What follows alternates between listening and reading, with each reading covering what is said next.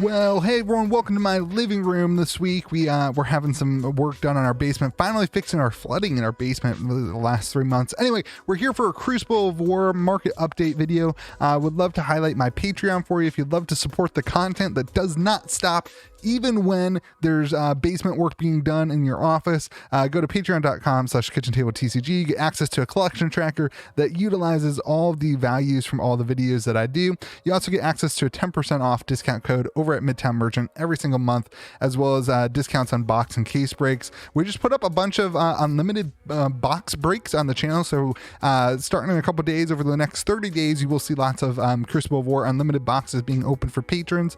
So I appreciate that, and we'll get some sealed box to them as the print run finds out. We are seeing print runs. Before we get there, let's talk about Unlimited, which is coming soon. Unlimited's supposed to come out on the 30th. This first wave, as James White did say and did warn us, is incredibly low print run. I'm hearing that most stores are only getting like 4 boxes. It's crazy. It's absolutely it's gonna be interesting. I do think, we're gonna talk about it on the podcast on Friday, so I don't want to give too much away, but I do think that that boxes are going to be interesting to find, and then hopefully the release on the 30th here is massive, and it kind of adds a bunch more. Just a reminder: do not pay hundreds of dollars. Boxes will be available, cheaper than that as the releases come out. So don't pay more than that. All right, let's hop in. Let's talk about Crucible of War Unlimited. Bear with me. I only have one monitor here, so it's a little hard for me to put up the card prices. It might be a little slower this week. So let's talk about the sealed box prices. I'm clocking them in at around 900 this week. If you take a look at the actual sold listings, it's a little bit interesting here on eBay. There's some 850, 950, 900, 900. They're kind of all, that one sold for just over 1,000 last week on Monday. So it seems like the market is really drying up at the $900 price point. At the we saw 875 for the last couple weeks. It seems like we are drying up of that price point, and now we're hitting 900. Current boxes on the market are also pretty dry, although on Facebook they keep popping up. So if you are looking, I would head to Facebook first, but then at that point you could have to go to eBay, whatever. But Facebook definitely cheaper a little bit. Talking about the Fable, the Arknight Shard, don't be surprised by this little downturn. We have seen no movement in the Fable at all. No movement at all in the Fable. So this week down to 33 grand, but we're down this week, but I will say that there was a 9.5 that sold for 5,300. So whatever multiplier you want to take for a 9.5, you could apply that for your sale there. This was now 2 weeks ago that one sold for 3,400, but this is the best offer that was accepted at 2,800. And this is really what I kind of priced it off of, this. And then, this 9.5 that sold, it's kind of hard to figure out how to price that, but I gave a little bit of a premium, put it at 3 grand, even though this sold for 2,800. But I will say one of the main reasons is that the card here, the pictures are just horrible. They're just not good. Like, they're in a sleeve.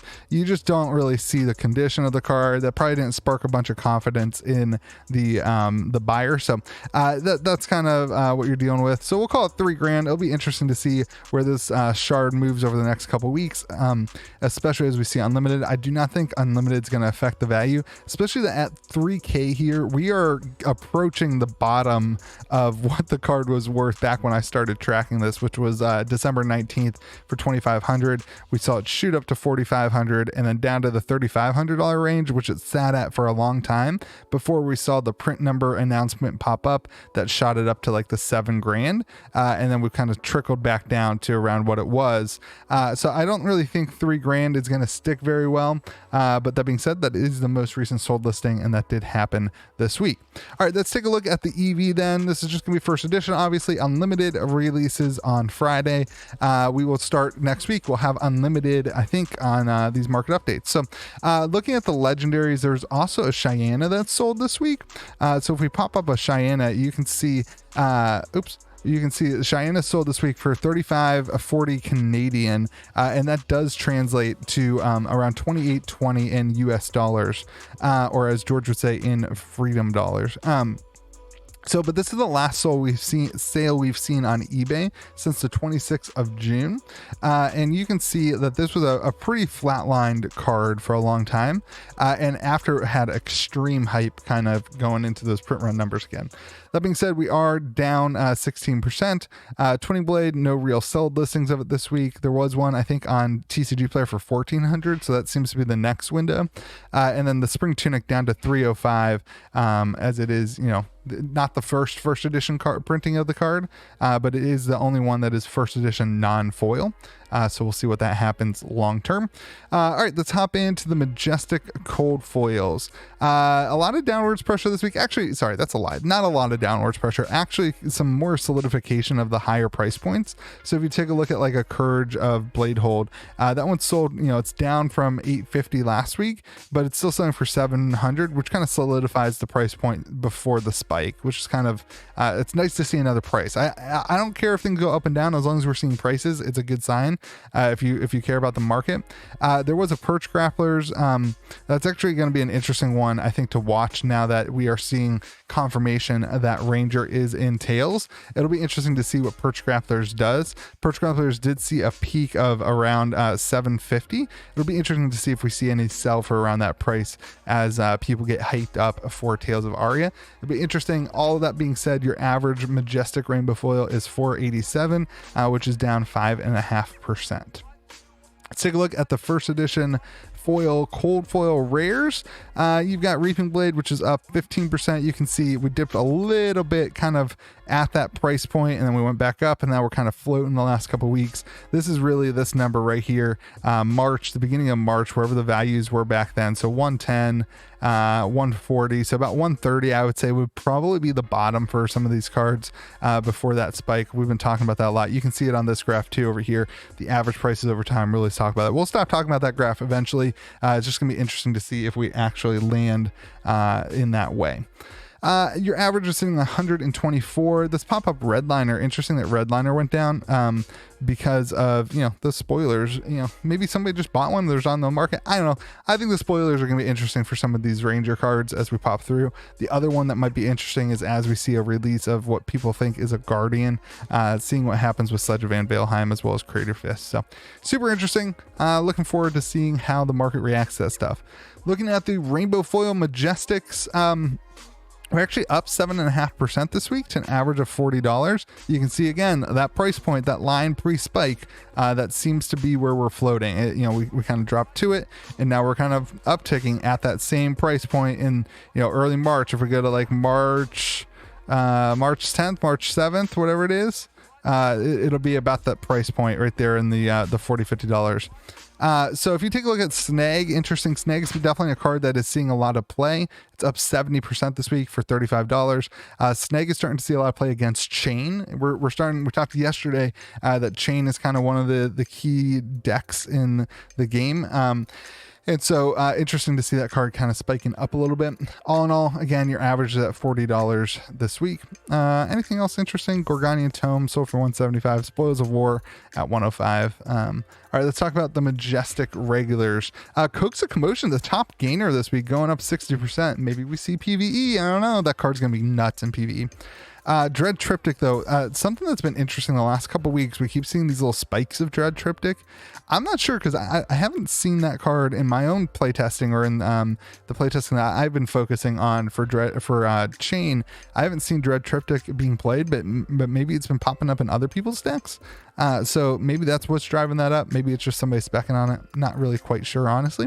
You still have Courage of Blade Hold at 125. No real change there. This is going to be the cards I think to watch when Unlimited comes out. It's how does the market affect these non-foil Majestic. So it'd be really interesting to see that. Sorry about my dogs again. I am in the living room. Looking for your Rainbow Foil rares, nothing really to gain in this conversation. We are down 7%, average of $10. A lot of the downwards pressure is in these heroes that really aren't played, like Kasai, Kavdane. Benji's not actually down, but not a lot of really things to gain here. These have not been as impacted by this little market lull that we're in for whatever reason. Looking at your first edition rares, your non-foils though, you can see Marvin Skies still on the increase, up 11% for a non-foil. Marvin Skies is $9.74. I do think first edition, these are another ones to watch as unlimited. It'll be interesting to see how the market reacts. If you're interested in Monarch, this is going to be really interesting because I think you're really going to be able to see long-term what Monarch first edition cards are going to do based on what Crucible does as a result to unlimited being printed. So your average rare is $1.67, which is significant value as you take a look at your EV here in a minute. Looking at your rainbow foil commons also has some significant value. We're actually down 8% to an average of $3.12. Interesting to see Flying Kick kind of getting a little bit of traction here. I don't know if that's being thrown into like an aggro casu or not. I have not been playing that, but we're actually up to 675. And let's go ahead and take a look at your EV then. So if you include the commons, which in this case, let's back up. Let's say the average common is about 50 cents, but with unlimited coming out, I doubt you really want to include these. If you include the commons, you're at $910. If you take out those commons, which is really the value that I would play on this, you'd be sitting at $823 per box. Remember, sealed boxes are sitting at $900 right now. If you don't want to include the Fable, you'd be sitting at $748. And then if you open a box, you don't get a Fable, you don't get a legendary and you don't want to include the regular commons, on average, your box would be worth $635. And this is how you get there, right? Like your average of each box adds based on the way that things, if you hit a cold foil Majestic, you're sitting a lot higher because that card, cuts in $154 into your EV.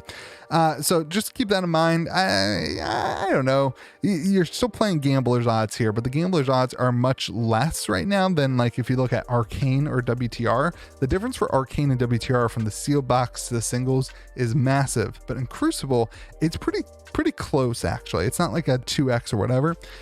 So I mean, if you're gonna gamble, Crucible of War seems like the safest bet in my opinion, but we'll see. That being said, keep in mind Unlimited is coming soon, and we'll see some stuff. If you want access to unlimited box breaks, case breaks in the future, and that kind of stuff, I am doing them as part of my Patreon. The unlimited box breaks are sold out, but you do get access to the collection tracker. You do get access over to the Midtown Merchant discount code. So there is significant value outside of the box and case breaks, but we will be doing some case breaks here in the next couple of weeks. You will save $5 off of every case break slot, which pays for your whole Patreon if you want to partake in that. And it also goes to support the content like this and support the channel. But if you don't want to do that, I totally get it. I totally understand, and it's totally okay. I just appreciate you watching the videos. We will continue this tomorrow with Arcane Rising. You might be in my living room. We might be back down in my office. Either way, I hope you remember to be kind to the people around you. And I'm stoked for Aria, whatever it is. It's gonna be fun. We'll see you later.